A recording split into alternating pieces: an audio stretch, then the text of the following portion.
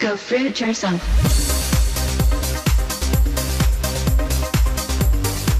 The time has come in America to launch an intensive campaign to find a cure for cancer. Our recovery plan will invest in electronic health records. It will launch a new effort to conquer a disease that has touched the life of nearly every American by seeking a cure for cancer in our time. Since the war on cancer began in 1971, more than 14,800,000 Americans have died from some form of the disease. 1,500 die every day. That's 565,000 men, women, and children in 2009 alone. More people will die from cancer in this country in the next 3 years than all the American soldiers who died fighting since the American Revolution. From 1920 to the present time, we have made little or no progress in the treatment of adult cancers. So a person who gets prostate cancer or breast cancer today will live as long as a person who got it in 1920. No big change. With all the radiation therapy that we began in the 10s and 20s, combination chemotherapy in the 60s, immunotherapy that began in the 70s, PET scans, MRI scans, you name it, billions and billions and billions of research dollars that we've thrown into this whole area of cancer research and treatment, little or no significant progress in the treatment of adult cancers. They will burn it, they will cut it out, or they'll try to poison it. Heavy trading today in the biopharma sector. Blockbuster cancer drug Erbitux racked up nearly $425 million in sales. You have this entire industry that is not going to just pack up and go away. This is the business. Hey Freebirds, it's Freely the Banana Girl here. Welcome to another episode. That was pretty good spin. Maybe because I got my Thai dancing pants on. I love these pants. They're like $5 from Thailand. Super comfortable. Probably going to get another 5 pairs when I get over there. So, okay, on to today's topic. It's a really, really important one. All right? It's something that touches the lives of millions and millions of people out there, and that is cancer. Almost all of us know someone who has had cancer, who has even died of cancer. It's that common. It's frightening. It's an epidemic proportion. It's wiping the population out, basically. 1 in 3 people is going to get cancer. And do they die of the cancer itself, or are they dying from the treatment? We're going to talk more about that today, and also we're going to talk about the business of cancer. Because if you're diagnosed with cancer and you go the conventional route, then on average, you're going to spend around $50,000 on treatments. $50,000, it's a huge amount of money. And with 1 million new cancer sufferers diagnosed every single year, that's $50 billion injected into the cancer industry. So there's a lot going on behind the scenes. There's a lot of greed, there's a lot of corruption, and we're going to talk about that today. So grab your banana smoothie and listen up. This is some excellent information. Over 1 million Americans are diagnosed with a new cancer every year.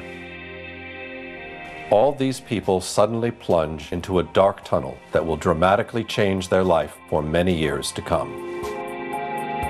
Faced with an apparently endless chain of medical tests, examinations, second opinions, medications, new tests, surgical operations, support therapies, and follow-up checks, they find themselves at the complete mercy of the disease. While in that tunnel, each patient feeds an immense medical apparatus that employs hundreds of thousands of people and generates millions and millions of dollars for the medical and pharmaceutical industries. From research laboratories to medical schools, from prevention clinics to worldwide drug sales. Today, the cancer medical apparatus is so large and expensive that it needs its patients in order to survive. Okay, it seems crazy to me. I don't know, does it seem crazy to you that we keep doing the same thing over and over and over again and expecting a different result? We keep using the same conventional model over and over, but hey, it's not working. With a success rate of about 2 to 3%, why do we keep using it? There's a very good reason. I'll never forget walking into the hospital that day. My father's cancer had spread. There was nothing they could do but give him 6 months to live and send him home to die. I remember the doctor well. He was a kind man with a difficult job. I admired my father's courage as he grappled with the news of his impending death. Years later, I met Mary Harrington. I was diagnosed with malignant melanoma. At that point, he gave me 3 to 6 months to live. How long was it before you started to notice changes? I didn't die. So I knew something was happening. As a matter of fact, we were cleaning vegetables and my son turned around and said, "Mom, weren't you supposed to have..." And I said, "Been gone by now?" "Yes, but here, it's 7 months and I'm still here." 10 months on the diet, I had my first scan, and I was clear, and I've been clear since. Mary's not alone. Every year, thousands of people reverse a wide spectrum of cancers by going outside the system to seek alternative treatments. As I researched these treatments, I couldn't help but think about my father's doctor. Why didn't he know about these? As I've come to find out, if he did know and recommended an alternative treatment for cancer, he could not only lose his license, but go to jail. This didn't make sense to me. It didn't make sense that Mary had to travel out of this country to get simple dietary treatments for cancer. Over the years, I've come to learn that when something doesn't make sense, if you follow the money, you'll usually find the answer. That's when I learned about the business of cancer. As you will soon discover, the search for a cure is hardly the altruistic endeavor you've been led to believe. In fact, it's quite the opposite. Even worse, when you look at the hard numbers, our current cancer treatments are appallingly ineffective. This is Thomas using alternative therapy, and this is conventional therapy, 2 months worth. See, this reminds me a lot of my partner Harley's dad's situation, okay? He was 87 years old, he's riding along on his bicycle, he has a fall, and he goes into the doctors for like a routine, like a bit of a checkup to see if he's okay. They give him a scan and they're like, "You have cancer." Next thing you know, they're like, "You're going to get into surgery, radiation, blah, blah, blah. You don't have long to live." Freaking the poor guy out. And here's Harley saying, "Dad, don't have chemotherapy, don't have radiation. What are you doing? This is crazy." And of course, Harley's dad was very scared and he had a lot of faith in the medical model, as a lot of people do. So he had the radiation. And within 1 month, he was dead. We're talking about an 87-year-old man. How irresponsible of these people to even consider it. The doctors do a scan and all of a sudden it's like, "Cancer, we need to attack it, let's get it." And you know what? They destroyed his immune system and he died. If conventional therapy has such limited results, why isn't the medical profession willing to investigate alternative approaches? The answer to this question may be found in some historic events that took place almost a century ago, when official medicine finally managed to gain the upper hand on the so-called empirical doctors, who cured patients with herbs and natural remedies. In the 1800s, society sanctioned both approaches to healing. Patients had a choice of using either doctors, called allopaths, or natural healers, called empirics or homeopaths. The two groups waged a bitter philosophical debate. The allopathic doctors called their approach heroic medicine. They believed the physician must aggressively drive disease from the body. The allopaths used 3 main techniques. They bled the body to drain out the bad humors. They gave huge doses of toxic minerals like mercury and lead to displace the original disease. They also used surgery, but it was a brutal procedure before anesthesia and infection control. Few patients were willing to have surgery. Most patients feared allopathic methods altogether. Satirists of the day remarked that with allopathic treatment, the patient died of the cure. A drug industry grew out of the booming patent medicine business. The doctors changed educational standards and licensing regulations to exclude the empirics. Soon, only AMA-approved doctors could legally practice medicine. In a brief 20 years, the AMA came to dominate medical practice.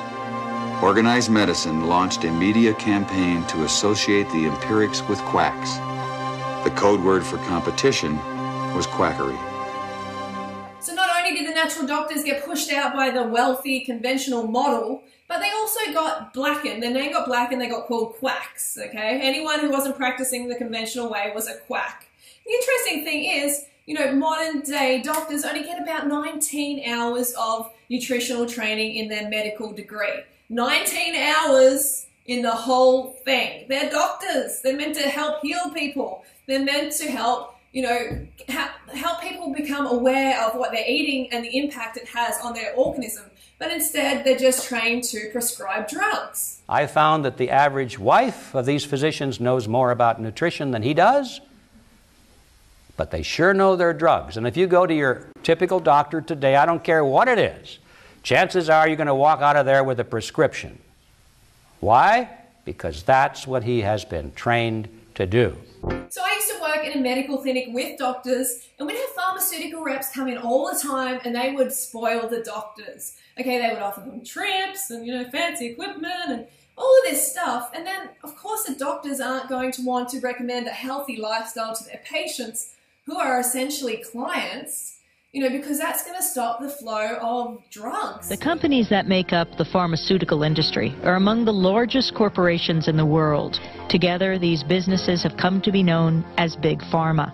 In 2004, their combined global sales were over $500 billion, with Pfizer and Johnson & Johnson leading the pack. In the U.S., the core of Big Pharma's immense profits is from sales of prescription medication. And since these drugs can only be prescribed by medical professionals, most of the industry's promotional and marketing activities are directed at doctors, pharmacists, and other healthcare providers. This starts out at the first day of medical school, and in many medical schools, even the incoming students that, you know, are 2 years away from seeing a patient will start to get gifts from the pharmaceutical industry. And as these students get farther along in their medical education, the interactions and the gifts escalate to free lunches, to dinners. Champagne, brunches, happy hours, New York jet tickets. No matter where you spend the money, you make money. And my boss always told me, don't worry about it. There'll always be more funding. Spend what you can. In fact, if I give you $100,000 to spend, Gene, I want you to spend $200,000. Before 1980, most clinical research was funded by the National Institutes of Health. During the 90s, most of that research got pulled out of universities and was brought to for-profit research organizations. Okay, so let's have a look at how successful conventional medicine really is. The fight against cancer, we've had this war against cancer since 1971. So let's have a look how effective it is. A cure is just around the corner has been the standard public relations pitch used to pump money into the cancer industry. The medical community has been working on a cure for well over 100 years. The war on cancer was simply a massive infusion of funds, which ended up creating a bloated and ineffective medical bureaucracy. Some of those involved in the war saw this from the very beginning.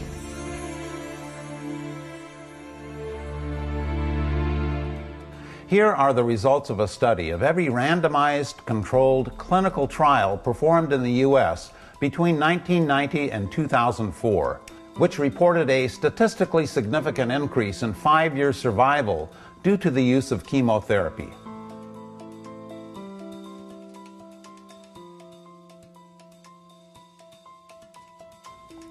What you see are goose eggs, or near goose eggs, for all of our major cancers. The medical profession generally considers any drug with less than 30% effectiveness to be no better than a placebo. What you see from studies conducted over the last 50 years is that for our major cancers, the effectiveness of conventional treatments is far less than a sugar pill. So if the effectiveness of the conventional approach is no better than a sugar pill, no better than a placebo effect, and actually bad for you because you're poisoning yourself, then we need to look elsewhere for the answer. And the answer lies in your lifestyle. Today, ABC News has gone pink across every broadcast, saluting Breast Cancer Awareness Month and the search for a cure. But tonight we're also asking about prevention, specifically which women get the least breast cancer and why. ABC's chief medical editor, Dr. Richard Besser, brings us the answer. Ask Mao Shiying in the Chinese countryside. A perfect example of what can happen if you eliminate breast cancer risks. I have heard of breast cancer, but I don't know anyone who's ever had it. Not in her village or in any village she knows. Rural Chinese women like Mao have the lowest rates in the world. She eats mostly rice and vegetables, little meat, little fat, which lowers her risk. A healthy weight and exercise lower it more. So here's what it looks like to have the lowest risk in the world. But if Chinese women like Mao move to the United States, studies show that within a generation, her daughters would have the same risk as an American woman, the highest risk in the world. Our bodies cure cancer every day of our lives, and the difference between prevention and reversal is one of degree, not kind. In fact, the average American has 6 bouts with serious cancers during their lifetimes. That is, they actually reversed serious cancers 6 times in their lives without even knowing it. Those with healthy immune systems don't know about the battle their bodies are waging. Those with weakened immune systems will find out about these battles in the hospital. The foundation of a good immune system is diet. A good diet enables us to reverse cancer every day of our lives. So there's a reason why the rural Chinese are having such great success with cancer and we're struggling with it, because they're eating most of the calories from a plant-based diet and they're active. There isn't really a lot to it, folks. You know, it is very simple, but the mainstream medical model doesn't want you to think that. They want you to be in fear. So then you cooperate. You get your chemo, you get your radiation, you basically do what you're told, because then you're making money for them. You're making a lot of money. There's so much money that is injected into this cancer industry, as you've seen from this video. So you need to take your health responsibility into your own hands. Your sickness is unfortunately the medical model's like wealth. They're lining their pockets while you're getting sicker and sicker and dying. So take your health responsibility into your own hands and follow a plant-based diet. It's been shown time and time again to be the healthiest way to eat, to actually reverse cancer. So before you just run in there and get all fearful and go and get the chemo or the radiation, explore a plant-based diet. You will not regret it. Now you have the knowledge, so put it into action. All right, so I hope that helped. I will see you later on in the week. Don't forget to go fruit or root yourself. I'll see you soon.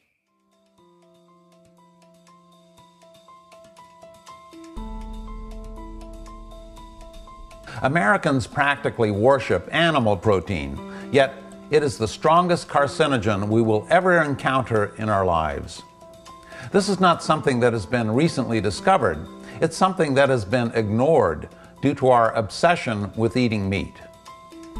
In the 1960s, researchers in India thought by increasing animal protein, it would help cure cancer. What they found was just the opposite. In 100% of the cases, increasing the consumption of animal protein caused cancer. Cancer was only triggered with animal protein. In further experiments, they found that regardless of how many carcinogens entered the body, the development of cancer was totally dependent on how much animal protein was consumed. In other words, the consumption of animal protein makes us more susceptible to cancer. This is one reason why populations such as the Okinawans and other groups who eat plant-based diets have much lower cancer rates. In effect, their plant-based diets form a green light around them, protecting them from cancer. Banana Girl.